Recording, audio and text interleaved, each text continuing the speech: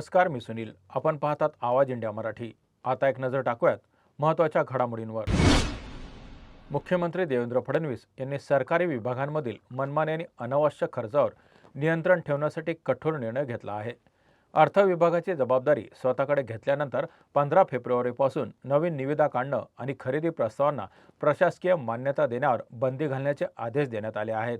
या निर्णयानुसार फर्निचर, संगणक, उपकरणं, सुटे भाग, कार्यालय भाडे, सेमिनार आणि कार्यशाळांवरील खर्च थांबवण्यात आला आहे.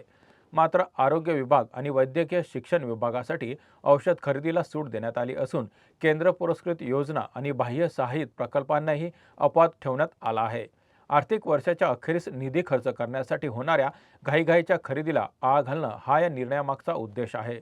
लाडकी बहीण योजनेमुळे वाढलेल्या आर्थिक ताणाच्या पार्श्वभूमीवर हा निर्णय महत्त्वाचा मानला जात आहे.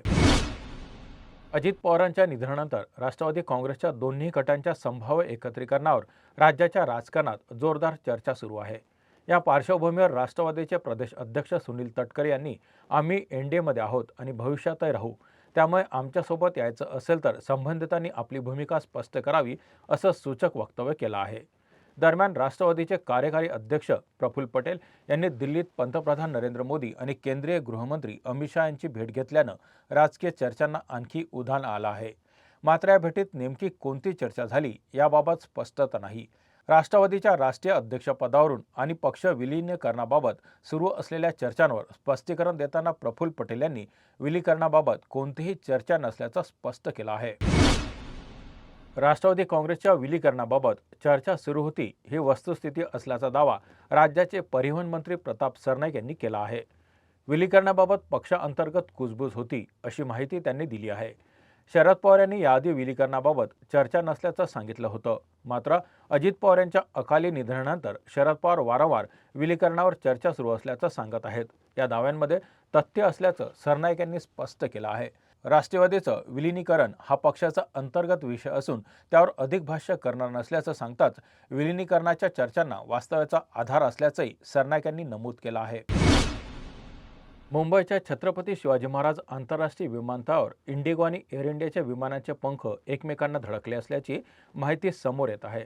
हैदराबादवरून मुंबईला आलेल्या एअर इंडियाच्या विमानाचे पंख मुंबईवरून कोइंबतूरला जाणाऱ्या इंडिगो विमानाच्या पंखांना धडकले. हैदराबादहून मुंबईला आलेल्या एअर इंडियाच्या विमानाच्या पंखाने मुंबईहून कोइंबतूरला जाणाऱ्या इंडिगोच्या विमानाच्या पंखाला धडक दिली. घटनेच्या वेळी दोन्ही विमानात प्रवासी होते. मात्र सुदैवाने कोणतीही जीवितहानी झाली नाही. सर्व प्रवाशांना सुरक्षितपणे खाली उतरवण्यात आलं. या घटनेची चौकशी DGSकडून करण्यात येत आहे. दोन्ही विमान कंपन्यांना अहवाल सादर करण्याचे निर्देश देण्यात आले आहेत. मुंबईतील ऐतिहासिक विल्सन जिमखान्याच्या प्रकरणात एक मोठी बातमी समोर येत आहे. विल्सन जिमखान्याची जागा जैन इंटरनॅशनल ऑर्गनायझेशनला भाड्याने देण्याच्या राज्य सरकारच्या निर्णयाविरोधात दाखल याचिकेवर एका दिवसात निर्णय घ्यावा असे निर्देश सर्वोच्च न्यायालयाने मुंबई उच्च न्यायालयाला दिले आहेत. यापूर्वी उच्च न्यायालयाने जैसे थे स्थिती ठेवण्याचे आदेश दिले असतानाही जिमखान्याचा ताबा घेऊन तिथे जैन इंटरनॅशनल ऑर्गनायझेशनची पाटी लावण्यात आल्यानं वाद अधिक चिघळला. या प्रकरणाची पुढील सुनावणी 11 फेब्रुवारी रोजी मुंबई उच्च न्यायालयात होणार असून त्या दिवशी न्यायालय काय निर्णय देणार याकडे सर्वांचं लक्ष लागलं आहे. राज्यातील जिल्हा परिषद आणि पंचायत समितीच्या निवडणुकीच्या पार्श्वभूमीवर उपमुख्यमंत्री एकनाथ शिंदे यांनी सिंधुदुर्गमध्ये महायुतीच्या सभेला संबोधित केलं. शिंदे म्हणाले की निवडणूक फक्त मतदानापुरती नाही तर सिंधुदुर्गाचा आणि मुलाबाळांच्या भविष्याचा फैसला करणारी आहे. त्यामुळे महायुतीला मतदान म्हणजे विकासाला मतदान असं त्यांनी आवाहन केलं.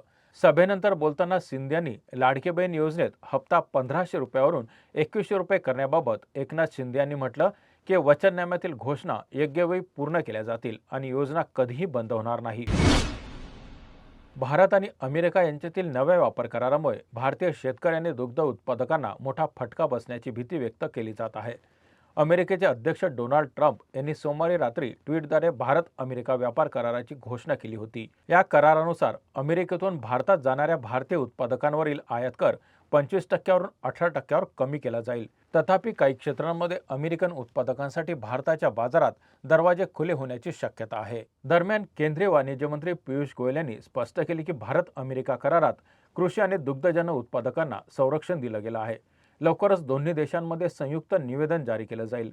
तसेच या करारामुळे सूक्ष्म, लघु आणि मध्यम उद्योजक आणि कुशल कामगारांसाठी नव्या संधी उपलब्ध होऊ शकतात, असे त्यांनी म्हटलं आहे. केंद्र सरकारने भारतीय क्रिकेटपटू रोहित शर्माला पद्मश्री पुरस्कार जाहीर केला आहे. या खास क्षणी रोहित शर्मा भावुक झाला आणि आपल्या क्रिकेट करिअरमध्ये सोबत असलेल्या सर्वांचे त्याने आभार मानले.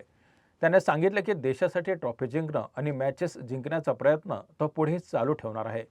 रोहित शर्माने कसोटी आणि टी-20 आंतरराष्ट्रीय क्रिकेटमधून निवृत्ती घेतली आहे. मात्र तो सध्या वन डे क्रिकेटमध्ये सक्रिय आहे. पुढील वन डे वर्ल्ड कप 2027 मध्ये तो खेळेल की नाही याकडे सर्वांचं लक्ष लागलं आहे. रोहित शर्माचं स्वप्न भारताला वन डे वर्ल्ड कप जिंकण्याचं आहे. सोशल मीडियावर रोहित शर्माने व्हिडिओ शेअर केला आहे. या बातमीपत्रात इथेच थांबत आहोत. पाहत राहा आवाज इंडिया मराठी. आवाज इंडिया.